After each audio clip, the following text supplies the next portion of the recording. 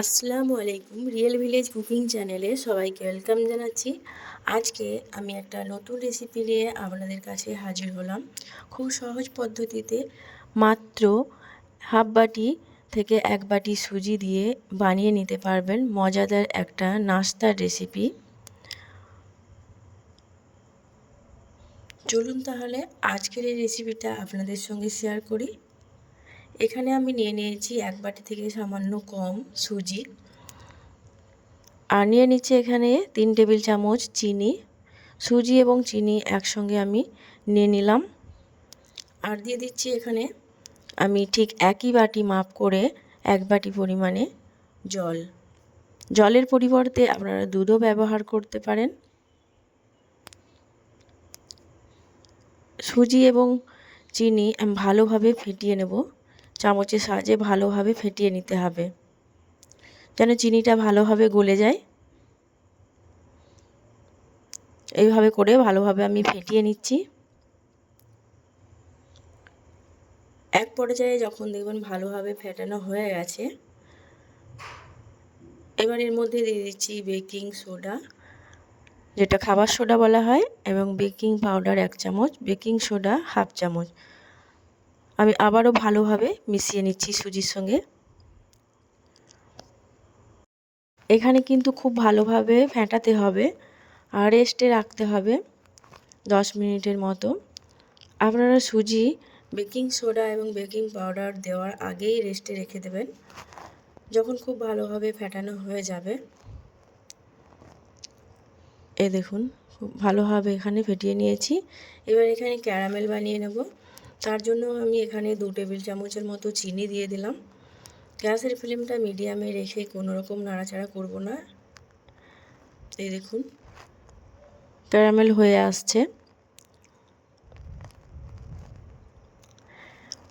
এই ক্যারামেলের যে সুগন্ধটা এতটাই ভালো লাগে, এতে করে আমি যে সুজির রেসিপিটা বানাচ্ছি, সুজির মিষ্টি বা রেসিপিটা বানাচ্ছি, সেটা খেতে অসম্ভব সুস্বাদু হবে।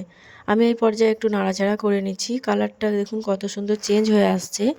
এই পর্যায়ে গ্যাসের ফ্লেমটাকে লোতে করে দিতে হবে, নাহলে পুড়ে যেতে পারে, একটা তেতো ভাব চলে আসবে। একবারই লোতে রেখে আমি গ্যাসের ফ্লেমে দিয়েছিলাম। এবার দেখুন কালারটা চেঞ্জ হয়ে এসছে। আমি সামান্য পরিমাণে 1 টেবিল চামচের মতো জল অ্যাড করলাম। 1 টেবিল চামচ জল দিয়ে আমি একটু নাড়াচাড়া করে নিচ্ছি, এতে করে ক্যারামেলটা জমবে না। এই দেখুন কালারটাও সুন্দর এসেছে আর কোনো রকম দলা পেকে যায় না। ঠিক এই পর্যায়ে দেখুন, এই পর্যায়ে এর মধ্যে আমি অ্যাড করব দুধ। আমি দুধ আগের থেকে জাল করে ঘন করে রেখেছিলাম। আমি দুধ দিয়ে দিলাম। দুধ এবং ক্যারামেল ভালোভাবে মিশিয়ে নেব। এতে করে একটা মালাই তৈরি হয়ে যাবে। দুধটা আপনারা চেষ্টা করবেন আগেই জাল দিয়ে ভালোভাবে গাঢ় করে রাখার, এতে করে ক্যারামেলটা খেতে খুবই ভালো লাগবে।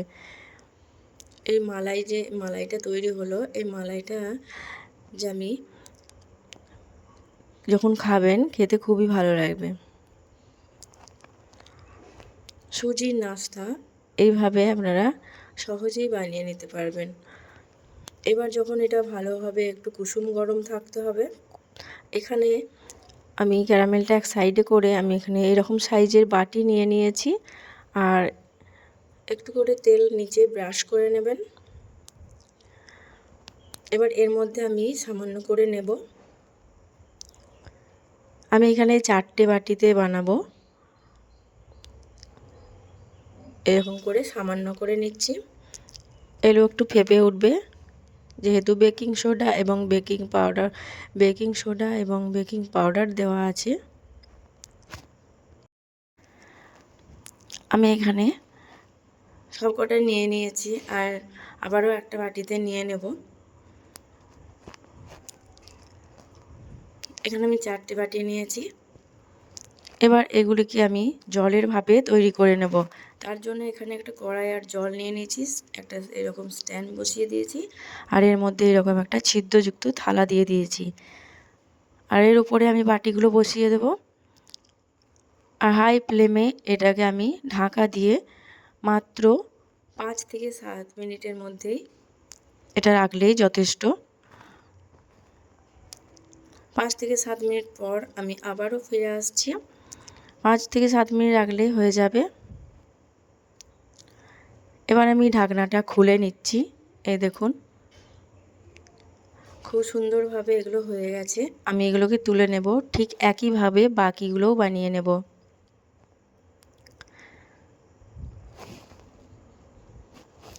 এখানে আমি এগুলোকে এবার ছাড়িয়ে নেব।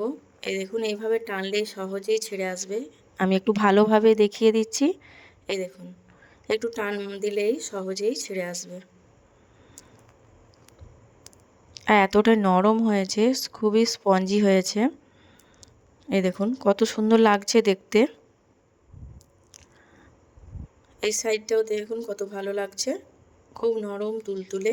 এবার এগুলোকে আমি সব কটা ছাড়িয়ে মালাইয়ের মধ্যে একে একে করে মালাইয়ের মধ্যে দিয়ে দেব। মালাইটা কুসুম গরম থাকতে হবে। কুসুম গরম থাকা অবস্থায় আমি একে একে করে এই মালাইয়ের মধ্যে দিয়ে দিচ্ছি। এইভাবে করে একে একে। আর ওপর থেকে আমি মালাই দিয়ে দেবো। এটা দেওয়ার সঙ্গে সঙ্গেই এটা যদি খেতে চান মাত্র 5 মিনিট রাখতে হবে। তবে দেখুন পুরো মালাইটা সোপ করবে। আর পুরোটা মালাই সোপ করে নেওয়ার পর দেখবেন নরম তুলতুলে, আর মুখে দিলেই মিলিয়ে যাবে, এতটাই নরম হয়। আর ওপর থেকে কিছুটা মালাই দিয়ে দিচ্ছি। এখানে মালাইটা পুরোটা টেনে নেবে 5 মিনিট রাখলেই। আর এইভাবে ওপর থেকে আমি কিছু মালাই দিয়ে দিচ্ছি। খুবই নরম তুলতুলে, মুখে দিলেই মিলিয়ে যাবে। খুবই নরম তুলতুলে, বাচ্চা থেকে বড় সকলে খুবই পছন্দ করবে। বিকালবেলায় বা ব্রেকফাস্টে বানিয়ে খেতে পারেন। আজকের এই রেসিপি আপনাদের কেমন লাগলো অবশ্যই কমেন্টে জানাবেন। ভালো লাগলে চ্যানেলটা সাবস্ক্রাইব করে পাশে থাকার অনুরোধ রইল। আজকের এই রেসিপি এখানেই শেষ করছি।